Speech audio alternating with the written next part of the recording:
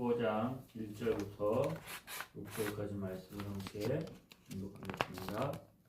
이후에 여호와의 말씀이 환상 중에 아브라함에게 임하여 이르시되 나는 내 방패요 너의 지극히 큰 상급이니라.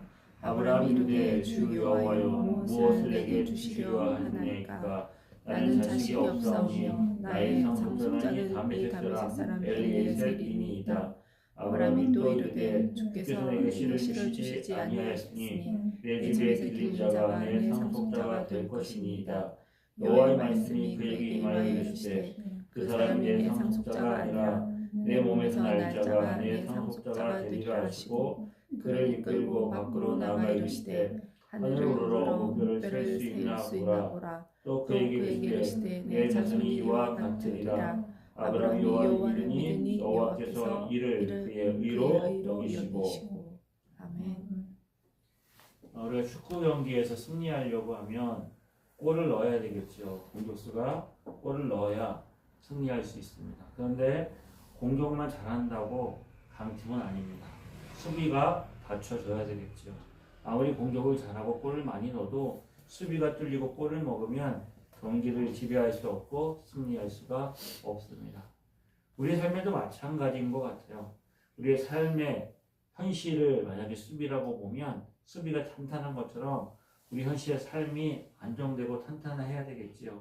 그래야 내 삶이 승리하는 삶을 살 수 있을 겁니다. 그럼 공격은 뭐냐? 우리의 미래라고 볼 수 있어요. 우리의 소망, 미래에 대한 소망을 가지고 있어야 오늘의 삶에 우리가 소망을 가지고 견디며 인내하며 이겨낼 수 있겠지요. 이 두 가지 삶, 현실과 미래, 현실의 안정감과 미래에 대한 소망을 가지고 있는 사람은 그 사람은 참으로 강건하고 그리고 행복하고 승리하는 삶을 살게 되겠죠. 미래에 대한 소망만 가지고 현실의 삶이 불안하고 흔들린다고 하면 그 삶은 무엇인가 두려움에 빠지게 되겠죠. 현실의 삶은 안전하지만 미래에 대한 소망이 없다면 그 불안함과 두려움은 더할 거죠. 두 가지가 다 없으면 그 삶은 아무리 어떻게 보면 무너진 삶이 될 것입니다. 그런데 오늘 아브라함에 보면 이 두 가지가 흔들리는 것을 볼 수가 있습니다. 이후에 여호와의 말씀이 환상 중에 아브라함에게 임합니다. 아브라함에게 임하는 것. 왜 아브라함에게 이 은혜가 임했을까요?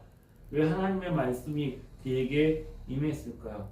오늘 보면 아브라함이 어떤 상태인지를 알 수 있는 것. 이 후에는 우리가 지난주에 살펴보았던 바로 아브라함이 그 근동 지방에 있었던 전쟁에서 포로로 끌려가는 조카 롯을 구하기 위해서 전쟁에 참여했고 승리하고 돌아와서 소돔왕과 멜기세덱과 그 살렘왕 멜기세덱과 소돔왕을 만나는 장면, 그리고 그 모든 영광을 지극히 높으신 하나님께 돌렸던 장면이 끝납니다. 해피엔딩이죠.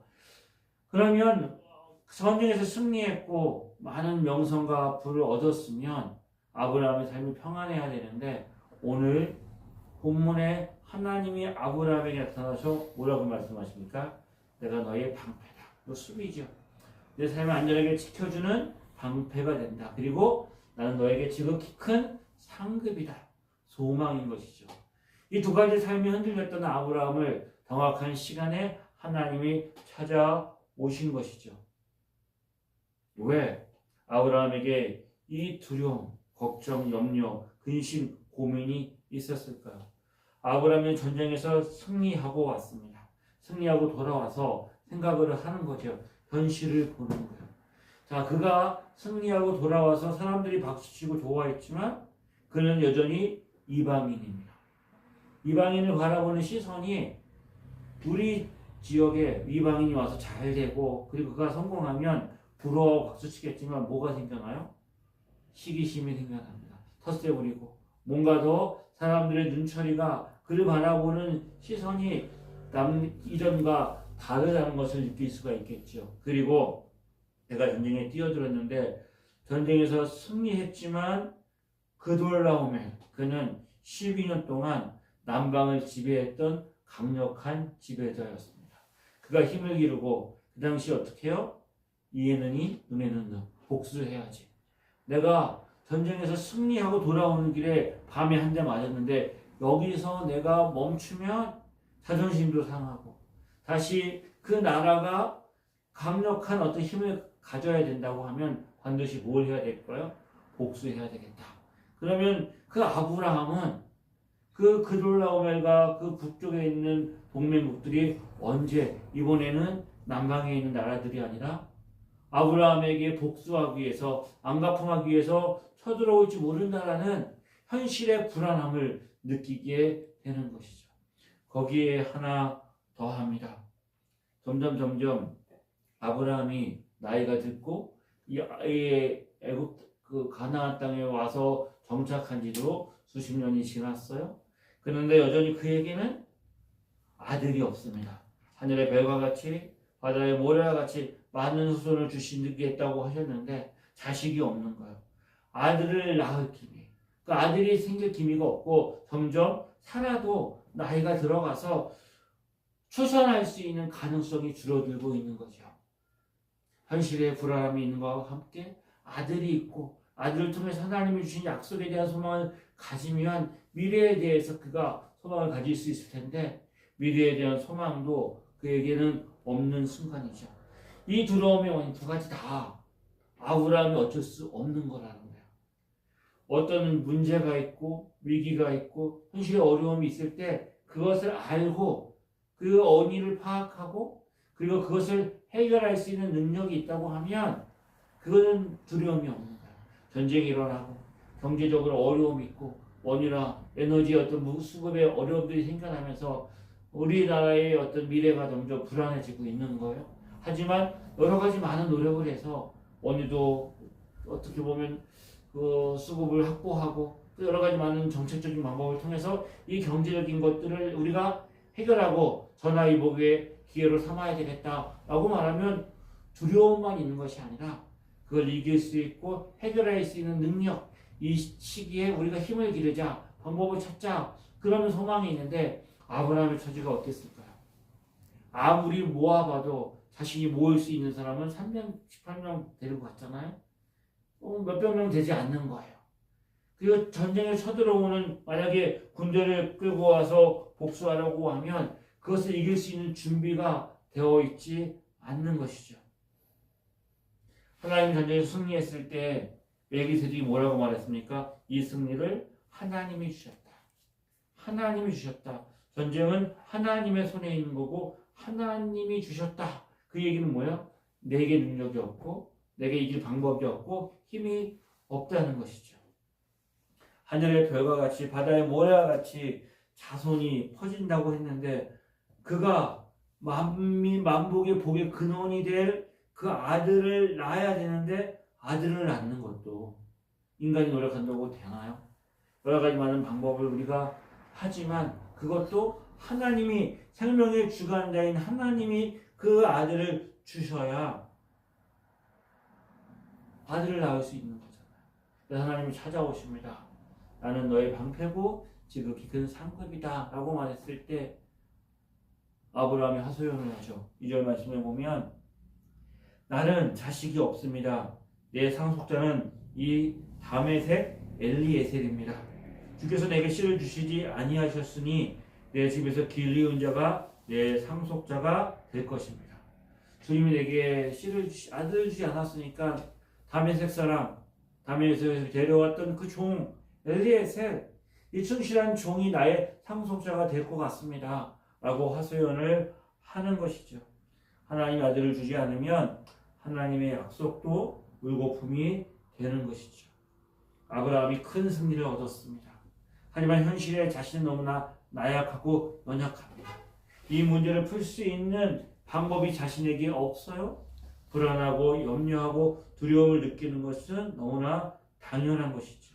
그러면 나는 안 되나 보다. 자기 연민을 느끼고 불안하며 두려움 가운데 있으면서 믿음도 흔들리게 되는 것이죠. 전쟁이 이겼습니다. 풍성한 삶을 누렸습니다. 현실의 삶에서 많은 것을 얻었습니다. 하지만 그 승리의 기쁨과 행복은 그때뿐인 거예요. 현실에 돌아오면 여전히 내가 해결해야 될 문제, 풀리지 않는 그 문제 앞에서 자신은 침체, 영적으로도 그렇고 현실의 삶의 침체에 빠질 수밖에 없는 것이죠. 전쟁에서 승리했지만 자식도 없고 그가 소유한 땅도 없고 내 삶이 무엇인가? 내가 지금까지 뭘 바라보고 뭘 믿고 여기까지 왔던가? 라는 그 생각들, 그런 아픔과 두려움이 있을 때 하나님이 찾아오시는 거죠. 하나님 뭐라고 말씀하십니까? 나는 내 방패요 지극히 큰 상급이다. 아멘. 현실에서의 삶을 지켜주는 방패. 북쪽에 있는 그돌라움이 쳐들어오면 내가 그 전쟁에서 져서 모든 것을 빼앗기고 포로로 잡혀갈 수 있는 그 현실 앞에서 하나님 뭐라고 말씀하세요? 걱정하지 마라. 내가 방패야. 내가 방패니까 너를 지켜줄 거야. 아무리 큰 해일이 쓰나미가 몰려오고 한다고 하더라도 큰 방파제가 그것을 막아내면, 그걸 넘어오지 못하게 막아낸다고 하면 두려워할 게 없는 것이죠. 하나님이 나의 방패인 거예요. 적이 아무리 화살을 쏘고 불화살로 공격을 하고 우리를 흔든다고 하지만 내 삶을 지켜주는 것은 누구라고요? 하나님이 방패라는 거예요. 그리고 지극히 큰 상급인 것이죠. 아브라함이 정말 필요한 게 무엇입니까? 현실을 지켜주는 방패. 내 삶의 미래를 책임져줄 나의 상급이신 하나님. 하나님이 나의 상급인 것이죠. 무엇을 믿어야 될까요? 내 현실, 내 삶의 어떤 위기, 내 삶에 부딪히고 있는 어떤 어려움, 그 앞에 너무나 연약하고 부족한 내 삶의 존재들, 이게 아니라 나를 찾아오셔서 말씀하시는 그 하나님, 그 하나님을 믿는 것이 바로 믿음이죠. 하나님의 약속을 믿는 것. 저 여러분의 삶에도 주님이 말씀하시죠. 내가 너의 방패고 내가 너의 큰 상급이다. 현실과 미래의 삶에 우리의 삶의 소망은 오직 하나님밖에 없다라는 것이죠. 내 삶의 성공이, 오늘의 성공이, 어제의 성공이 오늘의 안전을 보장하지 못하고 내일의 미래를 담보하지 못하는 삶의 자리에 있을 때 그 승리를 주신 하나님이 여전히 나와 함께 하셔서 오늘의 삶에도 승리를 주시고 미래의 날 삶에도 승리를 주신다 말씀하고 있는 것이죠. 하나님 뭐라고 말씀하셨어요? 내가 바르게 살고 내가 온전하게 살고 내가 믿음으로 두려워하지 않고 염려하지 않고 걱정하지 않으면 내가 방패가 되고 내가 너의 상급이 될 거야 라고 말씀하고 있지 않다는 것이죠. 아브라함이 두려워하고 염려하고 걱정할 수 있을 때 하나님이 함께하고 있는 것이죠. 저와 여러분의 삶에 하나님이 그렇게 바라보신다고 하면, 우리의 삶을 그렇게 바라보고 있다고 하면, 그렇게 하나님 앞에 설 수 있는 사람이, 그런 자격과 조건을 가지고 있는 사람이 얼마나 될까요? 하나도 없겠죠. 아이가 뭔가 잘하면 보상해주고 못하면 징계하고 벌주고, 그러면 어떻게 돼요? 눈치를 살피는 거죠. 엄마 아빠의 뜻이 어디 있을까? 의중이 어디 있을까? 거기에 맞는 말만 하려고 하는 거예요. 비유를 마치고 내가 당신의 편에 있고 내가 당신을 이만큼 내가 당신을 인정합니다. 그러면서 자신의 안전과 자신의 미래를 도모하려고 하는 거죠.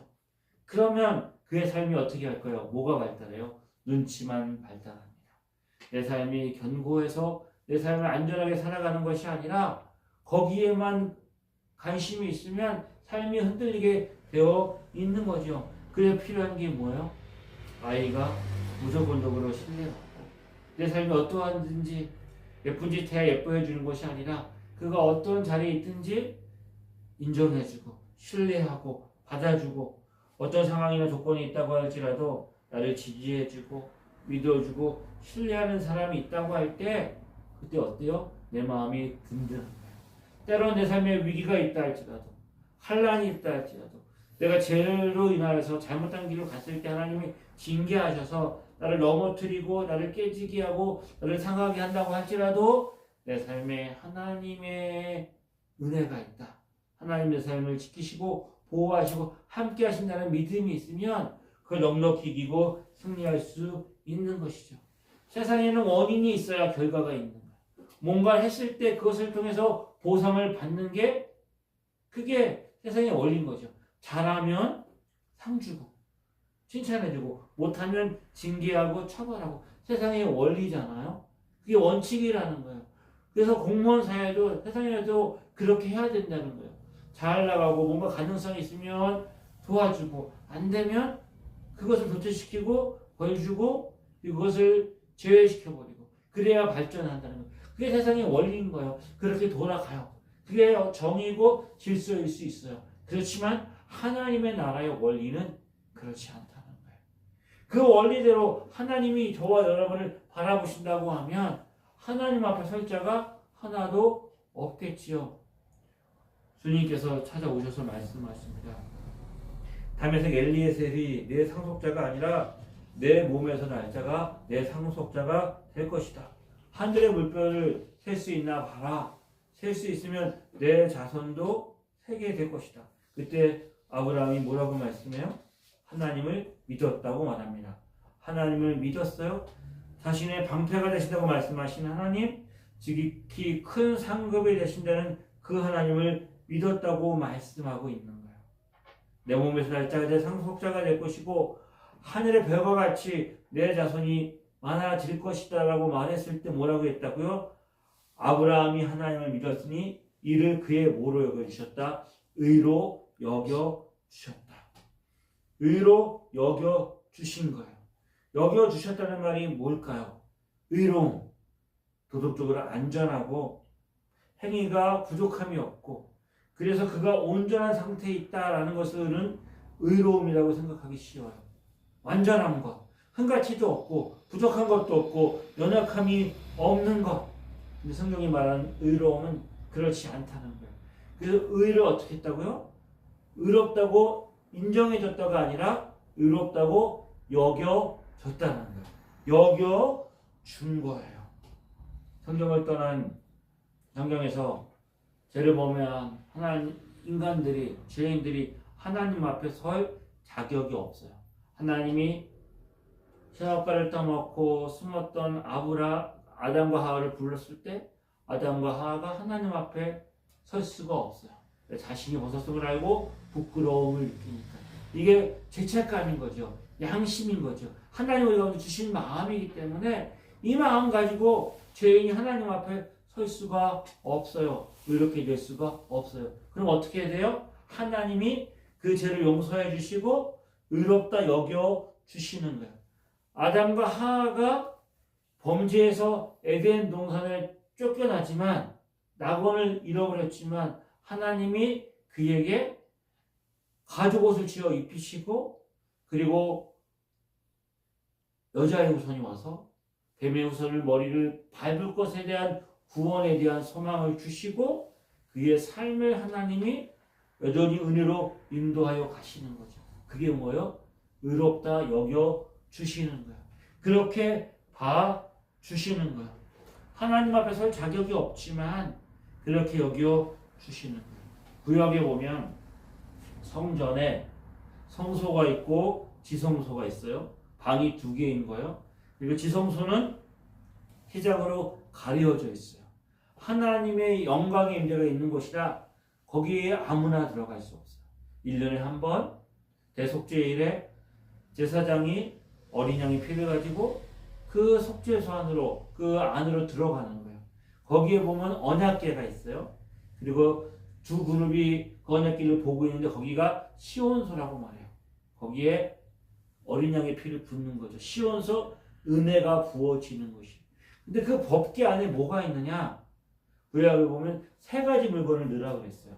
첫 번째 물건은 아론의 쌍난 지팡이. 두 번째는 만나를 담은 항아리. 세 번째는 깨어진 돌판. 이 3가지가 의미하는 게 뭐예요? 이스라엘 백성들이 출애굽해서 하나님의 구원을 경험했지만 하나님 앞에 불순종한 내가 죄인입니다라는 증거인 거예요. 아론의 쌍난 지팡이는 그 족장들이 와서 모세와 아론만 하나님이 세운 지도자냐? 너희에게만 하나님이 말씀하겠느냐? 나에게도 우리에게도 하나님이 말씀하신다고 하면서 하나님이 세우신 권위에 도전했을 때 하나님께서 12지파의 그 지팡이를 꽂아 보아라. 그리고 밤새 어느 지팡이에 싹이 나나 봐라. 그랬더니 그 지팡이는 뿌리가 없잖아요. 싹이 날 수가 없어요. 근데 아론의 지팡이에 싹이 난 거예요. 또 만나. 강야에 왔더니 먹을 게 없어요. 고기도 없어요. 애굽에 가면 우리가 거기서 이것도 먹고 저것도 먹었는데 차라리 애굽 가면 좋겠다 라고 그들이 불평하잖아요. 그때 하나님이 뭘 주셨어요? 만나와 메추라기로 그들을 하나님이 먹이셨어요. 하나님 앞에 불순종했던 그 만나. 깨어진 돌파는 뭐예요? 모세가 십계명을 받으러 하나님 앞에 계명을 받으러 가서 안 내려오니까 아론을 사람들이 부추켜서 우리를 애굽에서 인도에서 가나안으로 갈 그 신을 만들어라 그랬더니 그 금을 모아가지고 뭘 만들었어요? 금송아지를 만들고 이 금송아지가 우리를 인도에는 여호와라고 하면서 거기서 축제를 벌이잖아요. 그걸 보고 내려왔던 모세가 본을 이기지 못해서 하나님께 받은 그 언약 그 돌판을 십계명을 던져버리고 그것이 깨어지고 다시 받으러 올라가잖아요. 이 세 가지가 뭐라고요? 다 이스라엘이 범죄한 증거예요. 그 언약궤에 넣어놓고 그 위에 피 흘림이 없으면 제사함이 없습니다. 어린 양의 피를 부으면서 하나님의 은혜가 임해서 이스라엘 백성 모든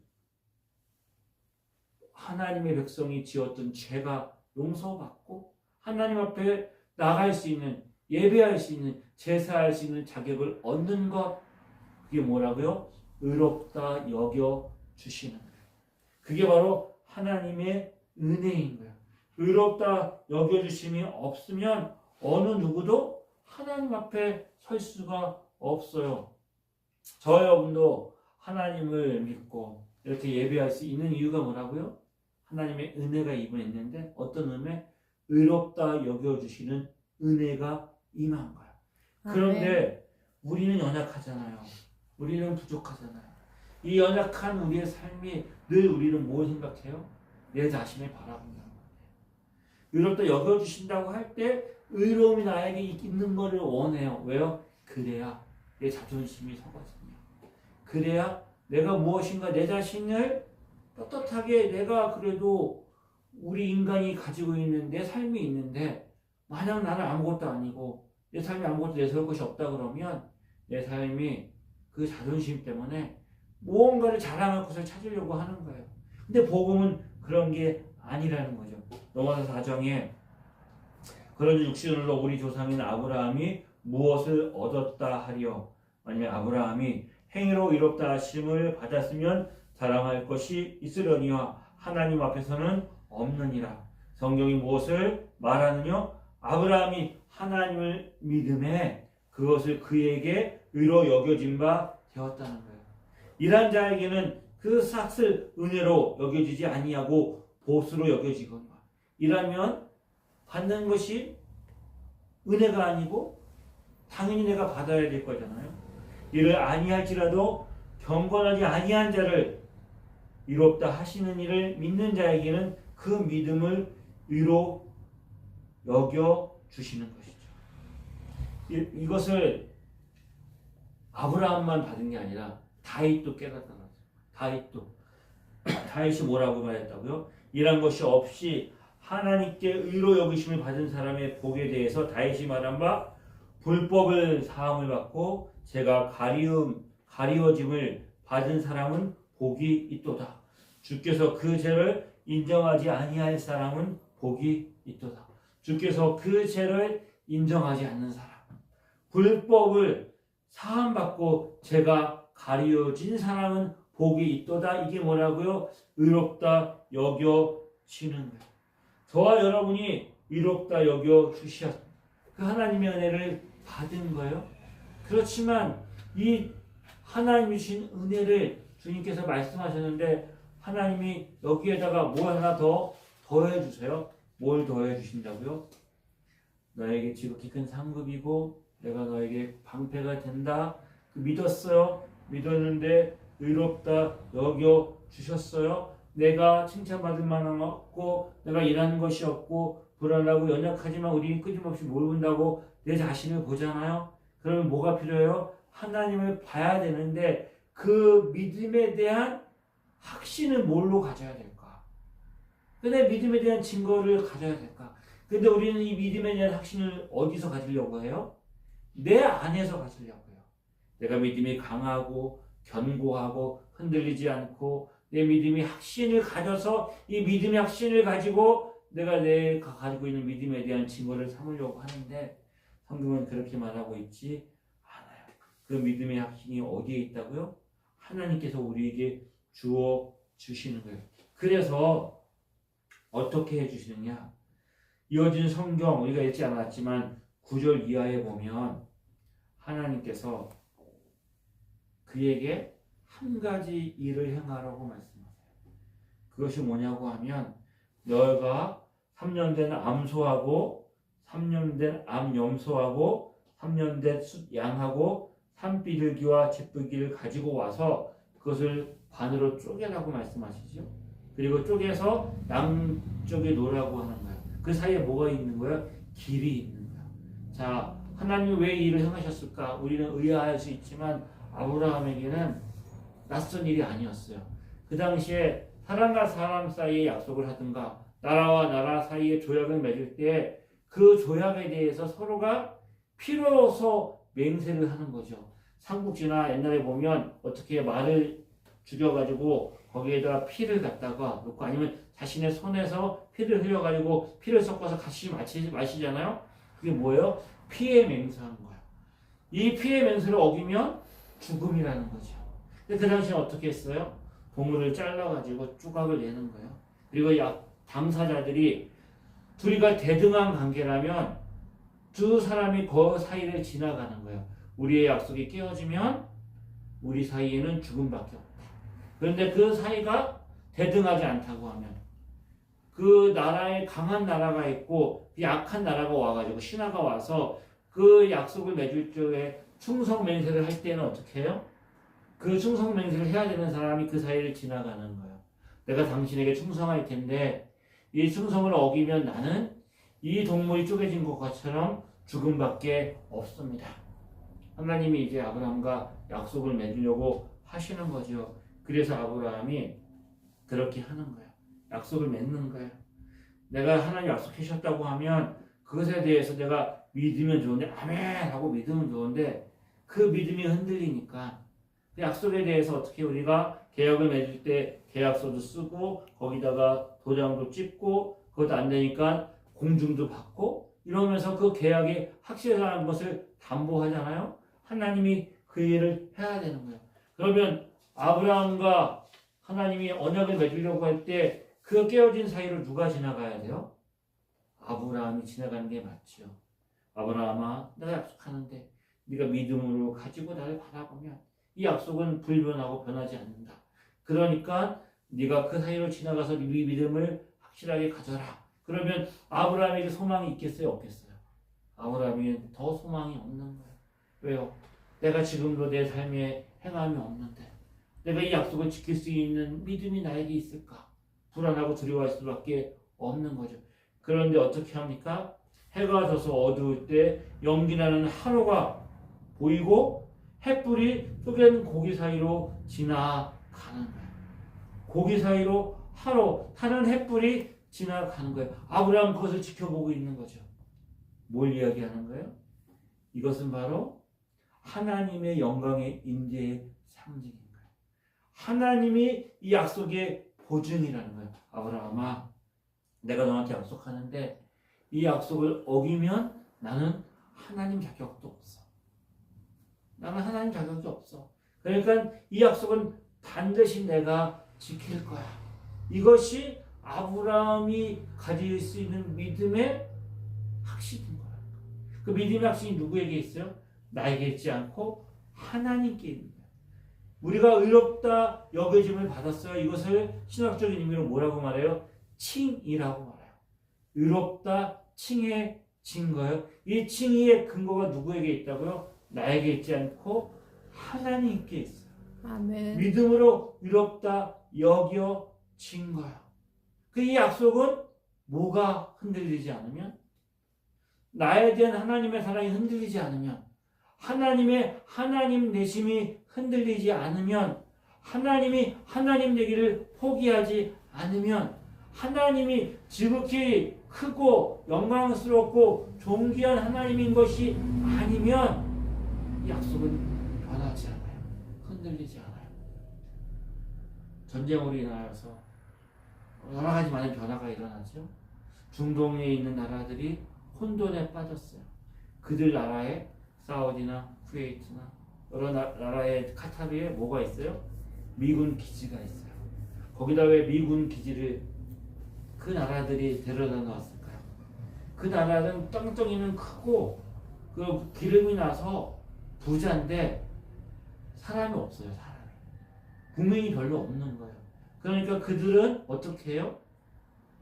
나라의 경제적인 어떤 활동을 다 인도 사람들, 아프간 사람들, 외국 사람들이 와가지고 경제적인 활동을 하는 거예요. 그리고 그 국민들은 그냥 뭐 가만히 있어도 다 부자가 되니까 그 경제적인 활동도 어떻게 해요? 외국 사람들이 와서 하는 거예요. 그리고 국방도 자신들이 지킬 수 있는 군사들이 얼마 안 되니까 용병을 쓰는 거죠. 외국 군대들이 와서 지켜준 거예요. 거기에 가장 강한 나라 미국이 와서 우리나라에 주둔하고 미국이 기지가 있고 우리 안보를 지켜주면 우리나라는 안전할 거야 라고 하면서 막대한 돈을 들여서 미국이 왔어요. 그런데 어때요? 이란이 어디만 쳐요? 그 동맹으로 있는 그 아랍에 있는 나라의 미군 기지를 공격하잖아요. 그 미군 기지가 있기 때문에 자기 나라가 피해를 받는 거예요. 미국 때문에 어떻게 보면 공격을 받는 거잖아요. 이란과 전쟁을 하는데 고래 싸움에 새우등 터진다고? 그러니까 혼란이 온 거예요. 어떻게 해요? 미국을 계속 믿어야 되느냐? 아니면 러시아나 중국이나 다른 데를 의지해야 되느냐? 유럽을 바라봐야 되느냐? 혼란이 있는 거죠. 왜요? 미국을 믿었더니 미국이 자신들의 안전을 보장해 주지 않는 거예요. 그 강대국이 그 미국이 변하니까 흔들리는 거지. 하나님이 만약에 강하고 힘이 그 능력이 있는데 그렇게 만약에 흔들린다고 하면 흔들리는 존재라면 그 하나님이 그런 분이라면 우리가 믿는 믿음이 무슨 의미가 있어요? 우리가 믿는 믿음이 무슨 의미가 있어요? 하나님 우리에 대한 사랑을 확증해 주셨죠. 어떻게 해요? 우리가 아직 죄인 되었을 때 그리스도께서 우리를 위해 죽으심으로 하나님께서 우리에 대한 자기의 사랑을 확증하셨느니라. 십자가. 다음 주면 고난주간이 시작돼요. 그리고 4월 첫 주가 부활주일이에요. 예수 그리스도 십자가에 죽으시고 부활하심으로 하나님의 아들이 우리의 죄를 위해서 죽으심으로 우리를 향한 하나님의 사랑을 확증하신 거예요. 마치 무엇처럼 십자가가 아브라함의 그쪽에 둔 고기 사이로 하나님의 영광이 지나간 것처럼 십자가가 우리를 향하신 하나님의 사랑의 확증인 거예요. 증거인 거예요. 보증인 거예요. 그 약속의 보증으로 성령님이 우리에게 오셔서 우리의 눈을 열어서 이 엄청난 복음을 믿게 하신 거예요. 아멘. 깨닫게 하신 거예요. 알게 하신 거예요. 은혜 안에 거하게 하신 거예요. 성령이 아니면 어느 누구도 이 복음을 깨달을 수 없고 성령이 아니면 우리 입술로 예수 그리스도가 주라고 고백할 수 없고 하나님을 아버지라고 부를 수 없어요. 그렇게 된 게 내가 잘한 것이 아니라 내가 믿은 것이 아니라 하나님의 은혜고 성령님이 하신 것이고 이 모든 것의 근거가 십자가라는 것이죠. 십자가가 우리의 믿음의 확신인 거예요. 두려움 가운데 있는 아브라함에게 하나님 말씀하시죠. 내가 내 방패고 지극히 큰 상급이다. 하나님이 아브라함의 염려와 근심과 걱정거리를 제거해 주지 않으세요. 그돌아오면 완전히 제해버려가지고 더 이상 아브라함에게 불안 요소가 되지 않게 만들어주지 않으셨어요? 당장 아이를 주셔가지고 아들을 줬으니까 이제 두려워하지 말라라고 말씀하지 않아요? 이 약속이 있은 이후에도 10여 년간 아브라함은 자식이 없는 채로 지내다가 그래가지고 이스마엘을 낳잖아요. 하갈을 통해서. 그 일을 행하기도 하잖아요. 그런데 하나님 뭐라고 말씀하세요? 원수가 100번 찾아온다고 할지라도 내가 내 방패일 거야. 지금은 보이지 않지만 하나님 내 상급이 되어서 너를 도와주고 너의 필요를 채워주고 공급해 줄 테니까 나를 바라보고 믿음으로 걸어가라는 거예요. 이 순간 아브라함은 어떻게 했어요? 하나님을 믿었어요. 믿는 것도 하나님의 은혜이지만 이 믿음 자체를 의롭다 여겨주셔서 그 믿음을 근거로 해서 우리의 삶에 하나님의 앞에 나가 설 수 있는 의로움을 선물로 주셨어요. 그래서 우리는 어느 상황에 있다 할지라도 때를 따라 돕는 은혜를 얻기 위해서 하나님의 은혜의 보좌 앞에 담대히 나갈 수 있는 거예요.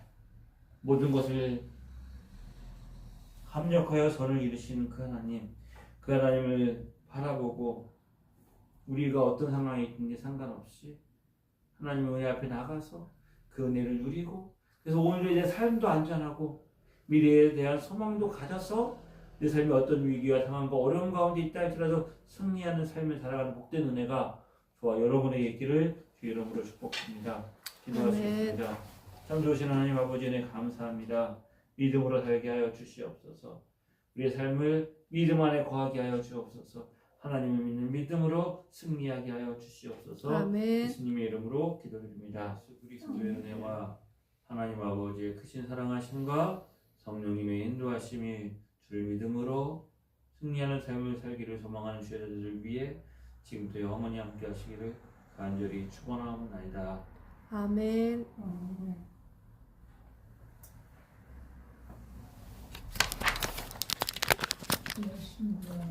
밀면 먹어요.